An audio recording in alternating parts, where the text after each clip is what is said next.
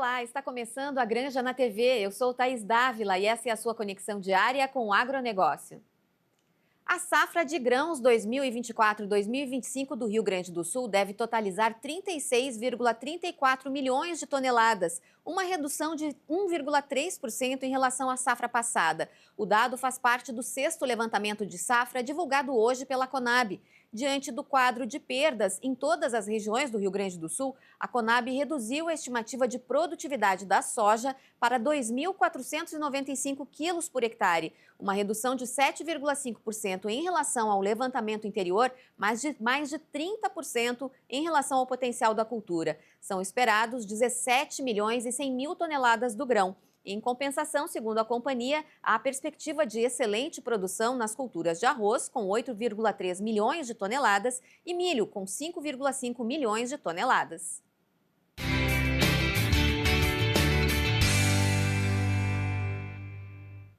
A edição de número 25 da Expo Direto Cotrijal traz importantes debates e é palco de temas fundamentais para a evolução do agronegócio, especialmente no Rio Grande do Sul, que vem sofrendo impactos do clima. Já mostramos alguns conteúdos aqui no programa e agora a gente conversa com o vice-presidente da Cotrijal, Eni Schroeder, para saber como está o andamento da feira e a expectativa para amanhã, quando será realizada a audiência pública que vai debater o endividamento dos produtores. Tudo bem, Enio?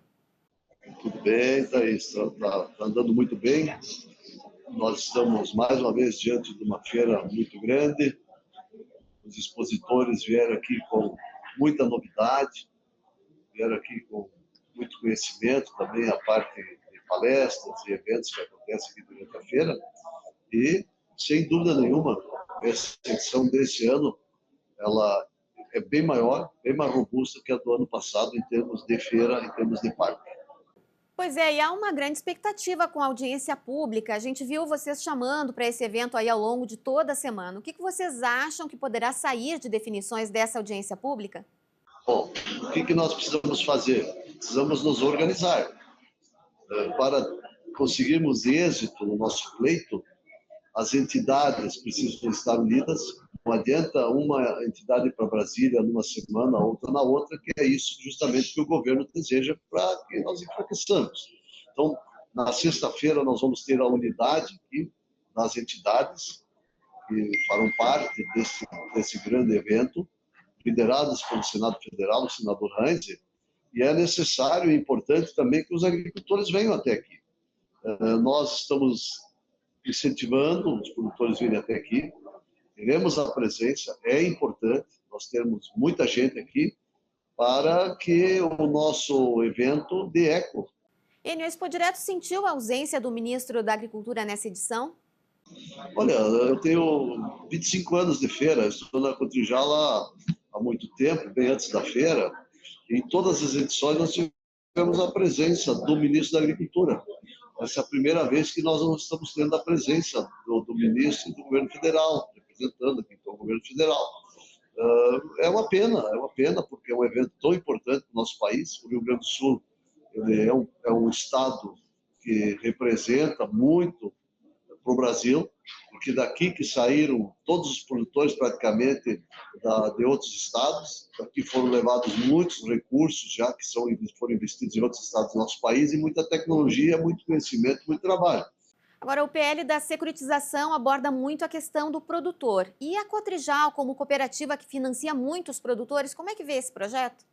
Olha, Thais, eu vou te dizer o seguinte, isso eu não tenho receio nenhum de dizer, se não fosse a Cotrijal aqui no caso, e talvez outros, que não posso falar pelos outros, mas muitos produtores já não teriam mais plantado, porque nós financiamos muitos produtores, nós passamos recursos para eles poderem fazer o seu plantio, mas nós também não temos condições de estar ajudando todo mundo, então nós precisamos desse olhar do governo federal, que os recursos precisam sair de alguma ou de outra forma, e não tem como a cooperativa querer sair financiando o produtor. Tem muito produtor que é correto, que é certo, que é produtor de primeira linha, mas não tem, a conta não fecha mais. Custo de produção alto, para se plantar se gasta muito, se investe muito, e ele coloca isso na terra, seguro, nós não temos tido seguro que resolvesse o problema, e aí o risco é por conta do produtor.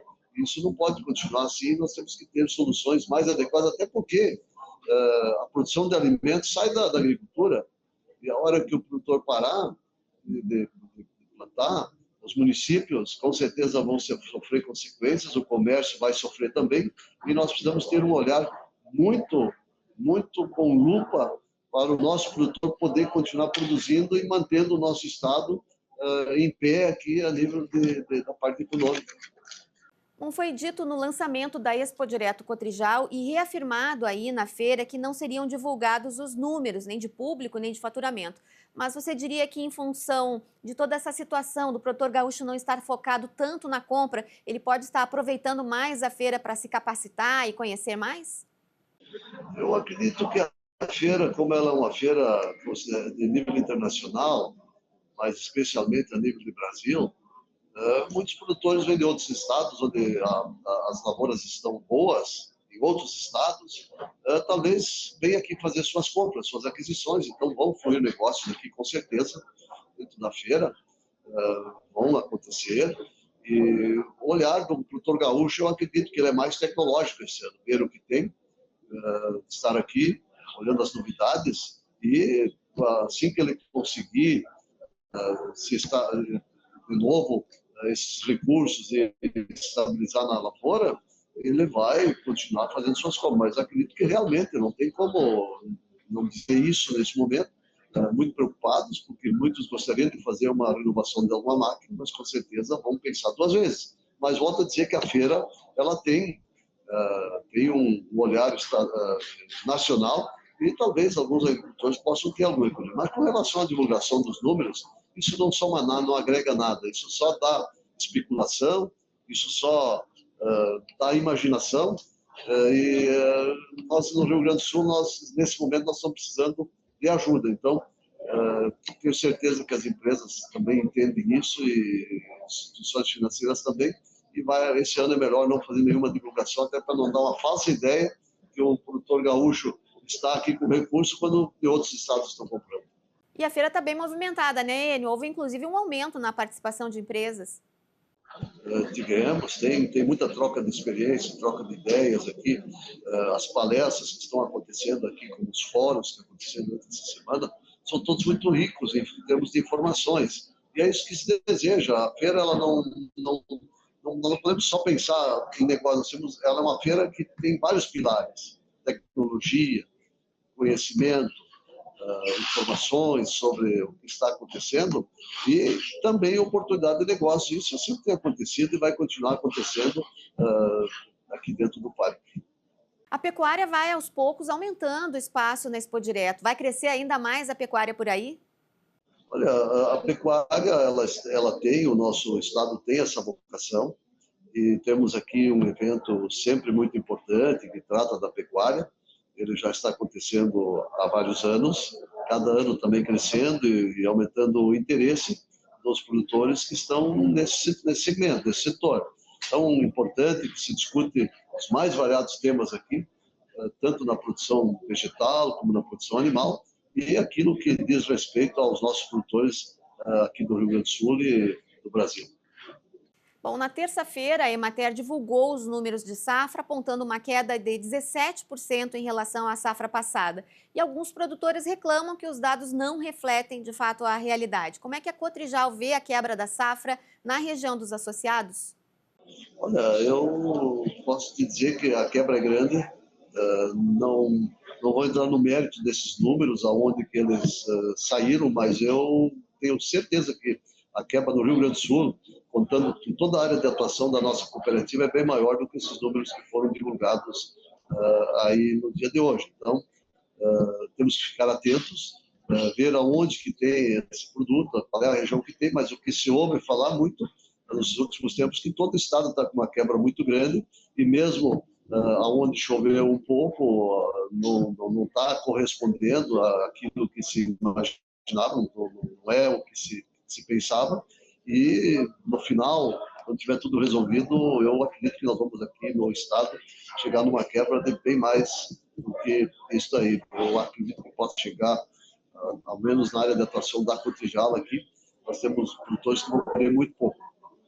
Na abertura da feira, o governador fez alguns anúncios relacionados à irrigação e reservação de água. Como é que está a adoção da irrigação na área de atuação da Cotrijal? Me parece que estamos tendo avanços. Em várias feiras aqui, como eu estudo aqui a todas, e tenho muita oportunidade da entrevista, eu dizia, no passado, eu dizia, não adianta vir aqui falar em irrigação quando está seca. E me parece que agora está sendo um programa de Estado e não só de governo, porque quando ele é eventual, ele não anda. E me parece que agora foram criados mecanismos para que se tenha continuidade dessa questão de reservar água, de poder fazer os locais adequados para que isso aconteça, fazer os açudes e poder usar isso nas nossas lavouras. Faz muitos anos que se fala, 2005 tivemos uma seca grande, se falava em irrigação, depois desses anos não aconteceu absolutamente nada, só discurso e cada vez que dava uma estiagem se falava nisso. Então me parece que agora há uma voz muito positiva nesse sentido e já algumas coisas de concreto acontecendo. Isso é muito bom, aumenta a receita do Estado e a tranquilidade para os produtores que têm condições de fazer uma irrigação. A tranquilidade está fazendo falta para o produtor gaúcho. Agora, antes de encerrar, Enio, gostaria que você falasse um pouco sobre a Arena Digital, com muita participação das Agtechs. O que você destacaria entre as novidades que estão sendo apresentadas por aí? Olha, a Arena é um local, um ambiente muito inovador, um ambiente que tem várias startups lá fazendo demonstrações, tem empresas também, e não tenho dúvidas que nós precisamos avançar nesta área cada vez mais. Não tem como a gente não querer acompanhar isso. Eu só sempre digo, vamos trabalhar em inovação, naquilo que faz sentido para o produtor, que tenha sustentabilidade, porque muitas coisas estão sendo trazidas aqui para serem colocadas à disposição do produtor. E a gente tem que fazer um filtro, ajudar o produtor para que ele não compra ou adquira programas ou algo que não seja utilizado na propriedade. Não adianta ele se encher de programas e, enfim, tudo isso se não aumentar a renda dele. Perfeita reflexão, Enio. Queria, para encerrar, te pedir para fazer um chamamento, um convite para as atividades de amanhã aí no Parque da Cotrijal. Nós queremos, mais uma vez, convocar e convidar o produtor para estar aqui conosco, porque é por ele e por todos nós que nós estamos fazendo esse esforço. Não é fácil, né? A gente precisa mobilizar, mas as entidades estão unidas, estão coesas para que tenhamos atendido o nosso pleito que tanto nós precisamos, desejamos e que vai ser necessário para o Rio Grande do Sul. Se não tiver um avanço nesse sentido, não sei qual é que será a outra fórmula para não deixar muitos produtores no caminho. Certo, Enio Schroeder, vice-presidente da Cotrijal, obrigada pela participação e sucesso nesse finalzinho de feira. Agradecemos e muito obrigado pela oportunidade. Obrigada. A Granja na TV faz um rápido intervalo, em seguidinha a gente volta com muito mais informações para você. Até já!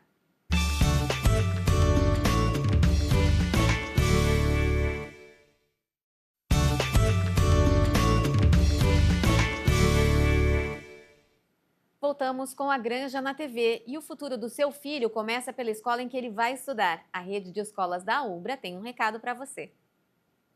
Matrículas abertas na rede de escolas da UBRA. Aqui seu filho vive um mundo de novas possibilidades a cada dia.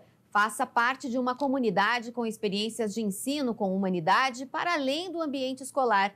Aqui você encontra atendimento individualizado, valorização do esporte em todos os níveis de ensino, ênfase na língua inglesa, iniciativas e projetos inovadores. E ainda conta com aulas de robótica, educação tecnológica e cultura maker, além de desenvolver em nossos alunos uma mentalidade empreendedora.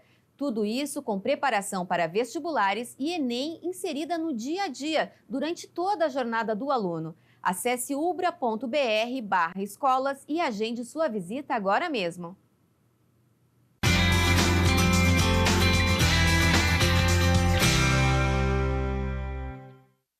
Hoje é dia de Direito no Campo e o nosso parceiro, advogado especialista em direito agrário, Francisco Torma, comenta a decisão do Supremo Tribunal Federal sobre a lei do Mato Grosso que colocava sanções para invasores de terra. Oi, Torma.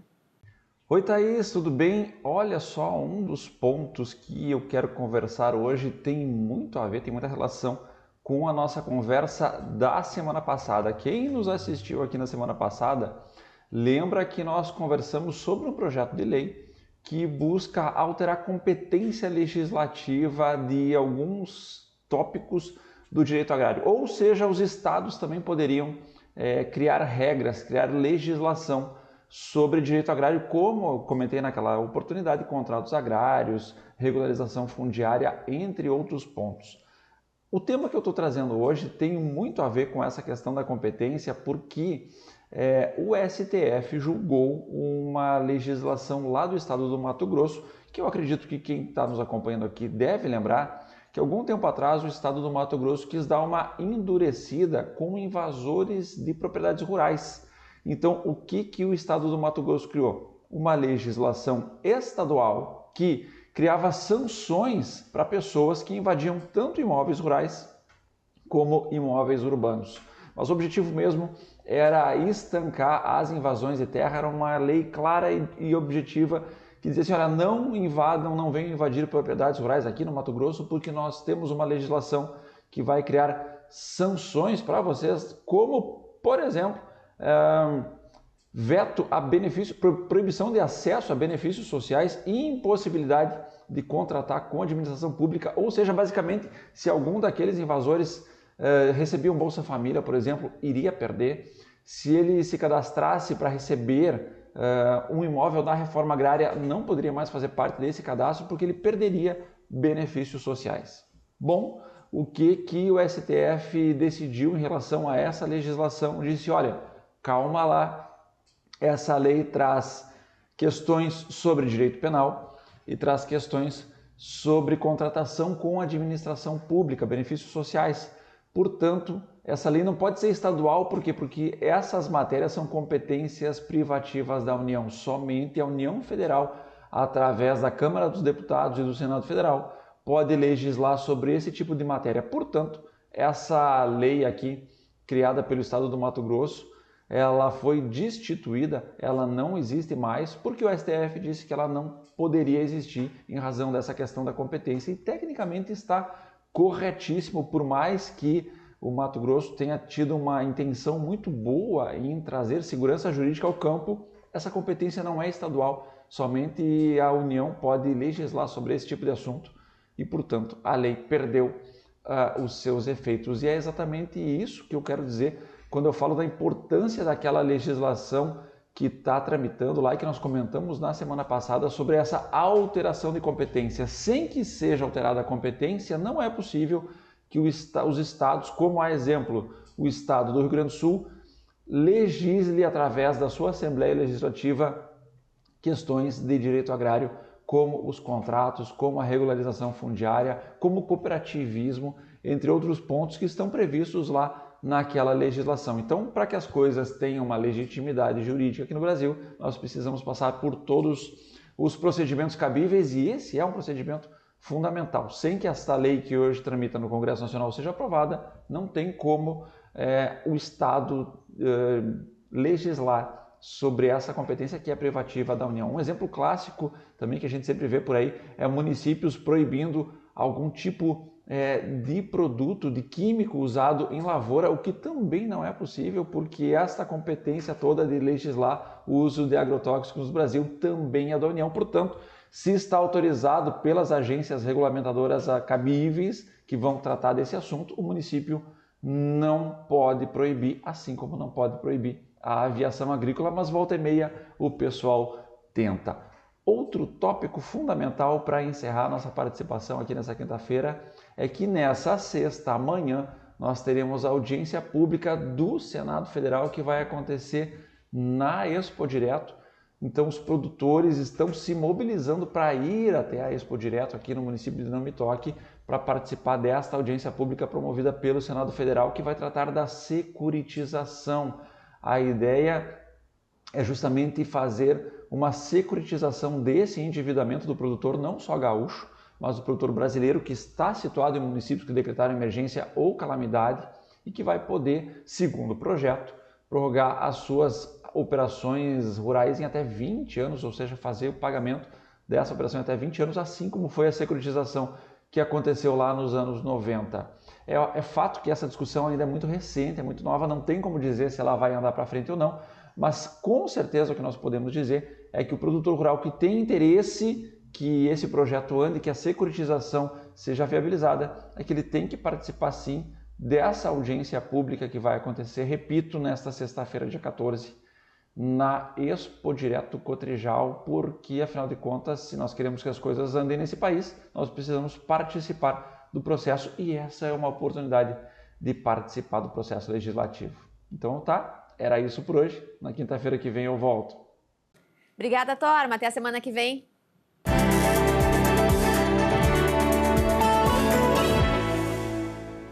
E chegou a hora de falarmos sobre o mundo agro. A União Europeia anunciou um pacote de resposta às medidas do presidente americano Donald Trump. Quem nos explica é o nosso comentarista Leandro Mariani Mitman. Tudo bem, Leandro? Olá, tudo bem? Mais Pois uma então, semana de assuntos relacionados ao Trump e União Europeia e outros países, né? Exatamente. A gente aí, se a gente for dar atenção a tudo que o Trump, todas as manifestações do Trump, a gente ia falar só dele aqui, né? Porque ele realmente mexe com o mundo aí, toda vez que ele se manifesta ou anuncia algo, né? Mas enfim, a gente sempre que tiver algo que tem uma relação, digamos assim, direta, ou nesse caso do que eu vou falar hoje, indireta com o Brasil, a gente vai ser obrigado a falar, né?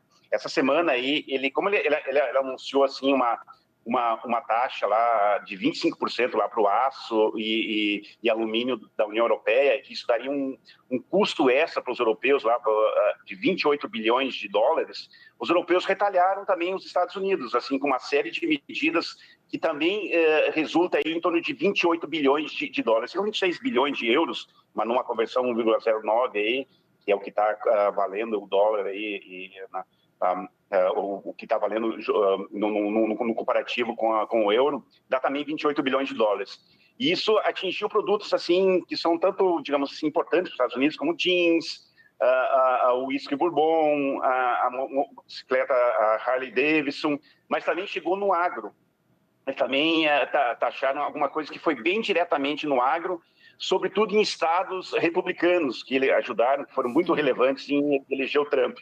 Que foi o caso, assim, por exemplo, da soja no estado da Louisiana, carnes em Kansas e Nebraska, e também a agricultura em geral ali no Alabama, Georgia, Virgínia, foram estados assim bastante atingidos assim por essas medidas da União Europeia para taxar produtos dos Estados Unidos que seriam vendidos para a União Europeia, né? E aí teve uma manifestação bastante forte assim da Ursula von der Leyen, que ela é presidente da Comissão Europeia, assim.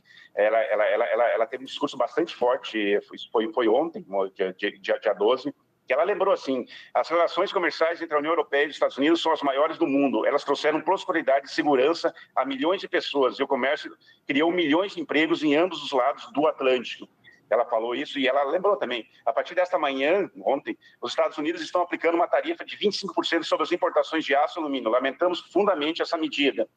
Tarifas são impostos, elas são ruins para os negócios, ainda piores para os consumidores. Ou seja, ela justificou toda essa questão aí que eles vão taxar os americanos em 25%,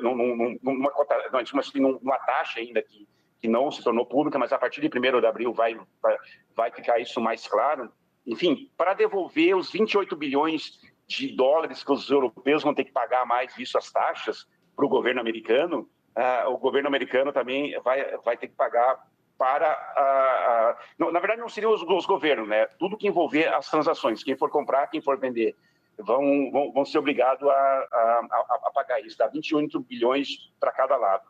Isso parece que não tem nada a ver com o Brasil, mas tem uma relação direta, assim, porque, como a gente vem falando aqui há muito tempo, tudo que envolver, digamos assim, essa briga entre os americanos e os europeus pode ser vantajoso para o Brasil, porque o Brasil é um grande exportador para a União Europeia, é o principal exportador agrícola para a União Europeia, e isso deve abrir mais caminho ainda para vendas agrícolas do Brasil para os europeus. Sobretudo por uma questão assim bastante vamos dizer assim, do que o Trump tem dito desde antes de ser eleito, ainda em campanha.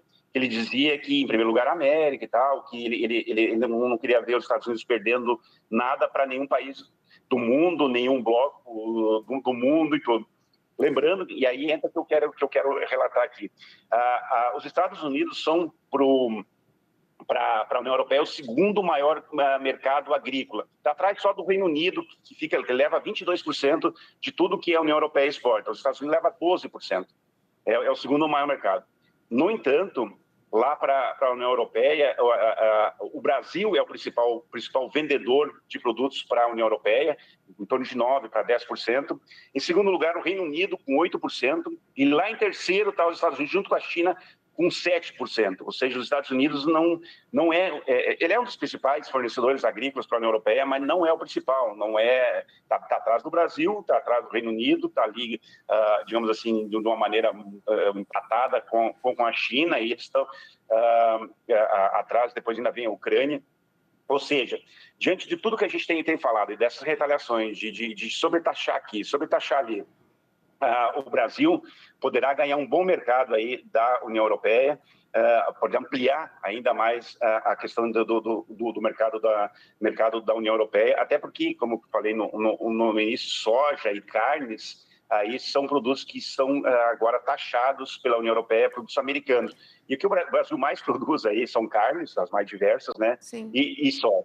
Então, está dentro disso que a gente vai ficar acompanhando para ver que tipo de desenrolar aí, que consequência vai ter tudo isso. Porque ainda está naquela fase de anunciar tarifas, retaliação, discurso de um lado, discurso do outro. A própria União Europeia anunciou essas tarifas aí a partir de 1º de abril, né? A gente está agora em 13 de março, né? Então, ainda tem umas 2 semanas aí. Enfim, vai render muito essa questão dessa briga entre Trump e União Europeia e Trump e China. Vai render muito pro Brasil, assim, seja de assunto para cá e seja para o agronegócio brasileiro, Thaís. E assunto, e também o governo brasileiro tem que ter um posicionamento. O presidente Lula já falou que não tem medo de cara feia, já o ministro da Fazenda falou, olha, precisamos negociar, a diplomacia é o caminho.